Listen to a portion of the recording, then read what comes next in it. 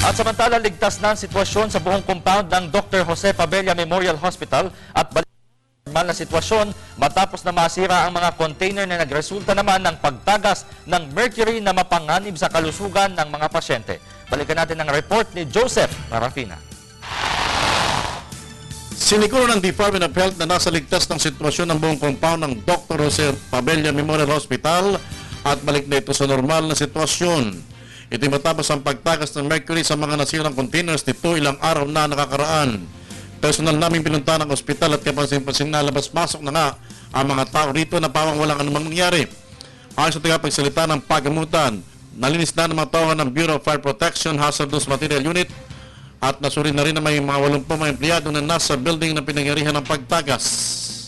Sa ngayon naman po, continuous monitoring ng mercury level sa lahat ng areas ng hospital. And lahat na po ng areas ay normal levels ang mercury except inside na lang po ng said building. Pansamantala, di magagamit ang gusali kung saan dati nakaimbak ang mga mercury para maiwasan ang paglala o makapekto pa sa sino makakalapit dito. Pinapaimbestigahan na rin ng kagawaran ng Department of Health kung sino ilan ng pagtagas ng mga containers ng mercury. We are continuously monitoring them.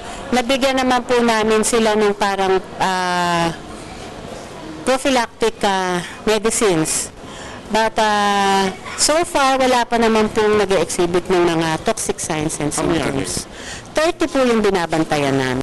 Sa ngayon, nakapagpasuri na sa blood mercury testing ang may 80 mga tauhan ng paggamutan, lalo na mga miyembro ng Hazardous Material Unit. Iginiit naman ng Secretary Ora ng Department of Health na sumunod na sa kautusan ng DOH sa mga health facilities sa phase-out na mercury containers devices including amalgam.